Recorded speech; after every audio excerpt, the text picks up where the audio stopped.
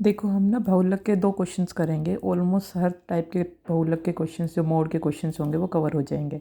ये क्वेश्चन मैंने कहाँ से लिया है? सैम्पल पेपर जो इस साल का सीबीएसई का सैम्पल पेपर आया था, उसमें क्वेश्चन नंबर 27 है, वो 3 मार्क्स में है। जिसमें क्या याद करना है आपको, यहाँ पे डेटा दिया हुआ है, आपको आइडेंटिफाई करना है इस डेटा के अंदर क्या लिखा हुआ है बहुलक। इस बहुलक मतलब आपको मोड फाइंड आउट करना है इस चीज़ को। मैंने जो ये टेबल थी इस चीज़ को एज इट इज़ कॉपी कर लिया। ये आपकी जो फर्स्ट वाली है 1 to 3, 3 to 5, ये आपकी हो गई CI। और दूसरी वाली जो ये परिवारों की संख्या थी ये आपकी हो गई क्या? FI, बारंबारता वाली।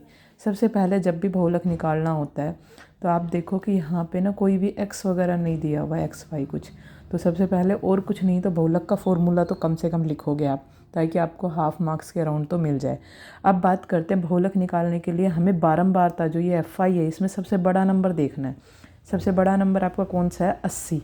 जो ये 80 है इसको यहाँ पे जो 80 के सामने जो ये क्लास इंटरवल लिखा हुआ है इसको हाईलाइट कर दो। इसको हाईलाइट करके बॉक्स बना दो और इस बॉक्स बना के इसको क्या नाम दोगे? बहुलक वर्ग। ये आपका होगा बहुलक वर्ग।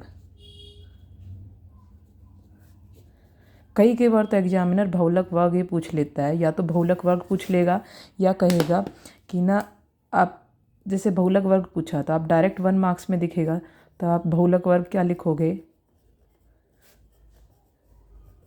5 से 7। कई बार एग्जामिनर क्या पूछ लेता है? बहुलक वर्ग की निचली सीमा, लोअर लिमिट, तब आप क्या लिखोगे? 5। अगर वो ऊपरी सीमा बोलता है बहुलक वर्ग की तो क्या आंसर होगा? 7। तो ये आपको 1 मार्क्स में दिख सकते हैं इनमें से कुछ भी। उसके बाद आपने जो सबसे बड़ा नंबर था उसको लो F1, ये आपकी F1 की वैल्यू है। तो आप यहाँ पे लिख दो ये आपका क्या है? F1। F1 से पहले क्या आता है? 0। 1 से पहले क्या आता है? 0। तो इसको इस तरह से लर्न कर लो, ये आपका क्या होगा? F0 जो है। और इसके F1 के बाद 1 के बाद कौन सा नंबर आता है? 2। तो ये आपका क्या हो गया? F2। आपको फॉर्मूला लर्न होना चाहिए तभी आप क्वेश्चंस कर पाओगे। और फॉर्मूला यहाँ पे जो L है प्लस आएगा, इस चीज़ का ध्यान रखना। कई बार काफ़ी बच्चे मल्टीप्लिकेशन लगा देते हैं। अब मेरे पास जो L है, L क्या फॉर्मूले में क्या क्या वैल्यू चाहिए? मुझे L चाहिए। L की वैल्यू जो बहुलक वर्ग है उसकी लोअर लिमिट होती है। ये जो मेरा 5 था ये मेरी L की वैल्यू होगी यहाँ पे। एक आपका F1 क्या था? F1 आपने फाइंड आउट कर ही लिया है। F1 आपका 80 है। F0 या F0 बोल दें इसको, ये काफ़ी FO भी बोल देते हैं। तो इसकी वैल्यू कितनी हो जाएगी? 45। F2 की वैल्यू कितनी फाइंड आउट की हमने? 55। इन सब वैल्यूज़ को लिखना इसलिए कंपलसरी है ताकि आपके कुछ ना कुछ मार्क्स मिल जाए आगे अगर आपकी कैलकुलेशन मिस्टेक हो। H होता है इन दोनों का अंतर। जो ये क्लास इंटरवल्स है ना, इनके बीच का अंतर जो होता है 7 और 5 का अंतर कितना है? 2 घटाओगे तो। बस आपको इन वैल्यूज़ को यहाँ पे पुट करना है। वैल्यू को लगा दो। L का मान कितना है? 5। F1 का मान कितना है? 80 माइनस 45 2 इंटू F1 की वैल्यू कितनी है? 80, F0 की वैल्यू 45 माइनस 55 और मल्टीप्लिकेशन में क्या है? H का मान कितना है? 2। ये सारी वैल्यू रख दी मैंने।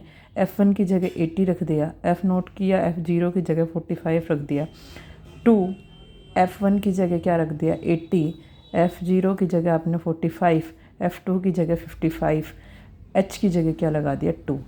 अब मेरा बहुलक बस आप ना कर पाओ ना तो आपको मैक्सिमम मार्क्स मिल जाएंगे यहाँ तक। कम से कम एटलीस्ट आप इतना तो कर देना। अब बात करते हैं इसको सोल्व करने की। आपको ज़्यादा सॉल्यूशन के पीछे नहीं भागना है, पर मैं बता देती हूँ यहाँ पे। देखो 80 में से 45 सब्ट्रैक्ट करोगे तो आपके पास आएगा कितना? 35।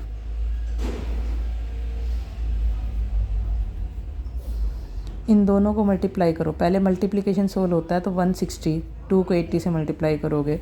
ये दोनों माइनस के हैं तो माइनस माइनस ऐड होगा, क्या होगा आपके पास? 100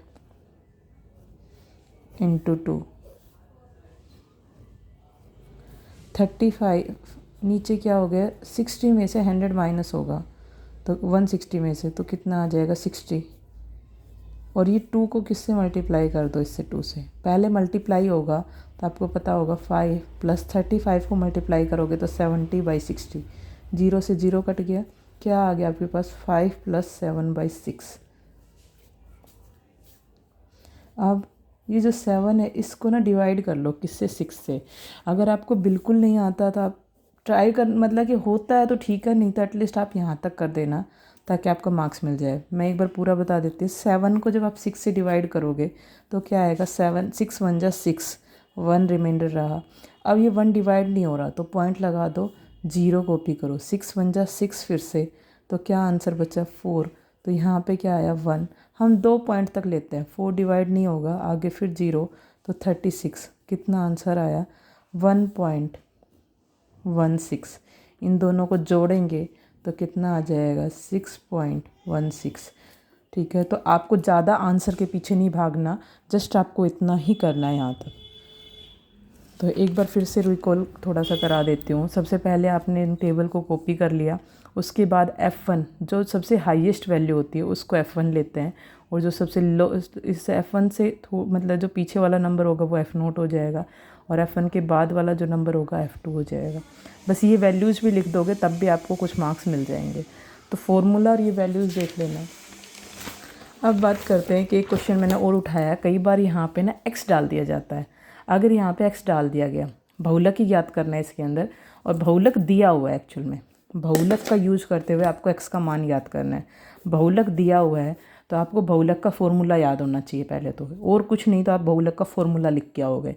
दूसरी चीज़ आपको देखा यहाँ पे x का मान निकालना, और बहुलक दिया हुआ है। अगर बहुलक 36 दिया हुआ है तो मुझे सबसे पहले क्या देखना है, बहुलक वर्ग। ये 36 आता कहाँ पे है, किस CI क्लास इंटरवल के बीच में लाई करेगा, 30 से लेके 40 के बीच में, 30 से 36, 30 और 40 के बीच में आता है। तो इसको हाईलाइट करोगे और लिखोगे ये जो है आपका बहुलक वर्ग है, ये बहुलक वर्ग हो जाएगा आपका।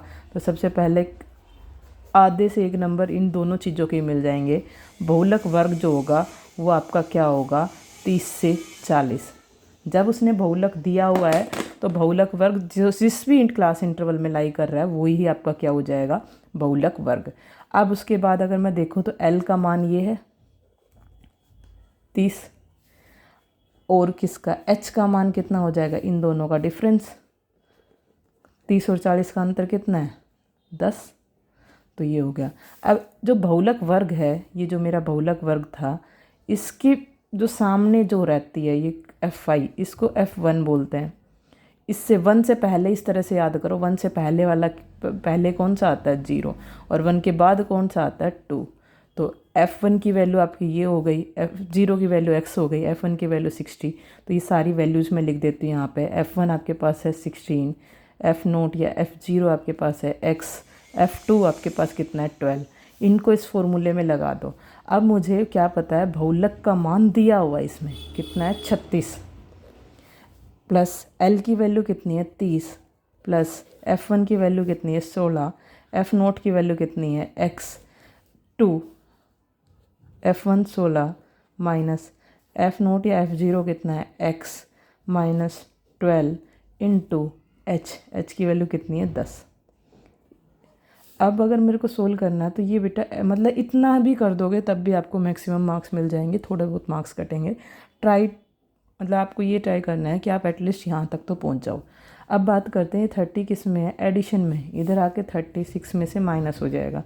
आपको पूरा क्वेश्चन करने के पीछे नहीं भागना है। अब ये 10 का है, गुणा में है, गुणा में है तो 10 गुना होगा 16 से तो 160, माइनस 10 इस x से भी गुना होगा तो कितना आ जाएगा 10x। नीचे मल्टीप्लाई करोगे तो क्या आएगा 2 इंटू 16 32 माइनस x माइनस 12। अब 36 में से 30 गए, कितना बच्चा 6 इक्वल टू 160 माइनस 10x। देखो बेटा ये दोनों नंबर घट जाएंगे, 32 में से 12 घटेगा, कितना आ जाएगा 20। x माइनस हो नहीं सकता क्योंकि x और ये दोनों एक जैसी नहीं है। अब मुझे x का मान करना निकालना है तो आप क्या कर दो, क्रॉस मल्टीप्लाई। 6 को 20 से मल्टीप्लाई करोगे 120 माइनस 6x 160 माइनस 10। मुझे x का मान निकालना है, इस 10 को इधर लेके आओ तो क्या आ जाएगा, माइनस का है, इधर आके क्या हो गया प्लस का हो गया। ये 120 प्लस का था, इधर आके क्या हो जाएगा माइनस का। 40, इन दोनों को घटाओगे तो 4x, x का मान यहाँ से कितना आ जाएगा 10। बस यही आपको निकालना था। तो ये सेकंड टाइप का क्वेश्चन है। तो आपको या तो उस टाइप का बिना एक्स का डायरेक्ट बहुलक निकालने को मिलेगा, या आपको बारंबारता में एक्स वाई कुछ दे दिया जाएगा और फिर पूछा जाएगा कि आप उस एक्स या वाई का जो भी है उसका मान निकालो। एक्स वाई की जगह पी भी हो सकता है, कुछ भी हो सकता है।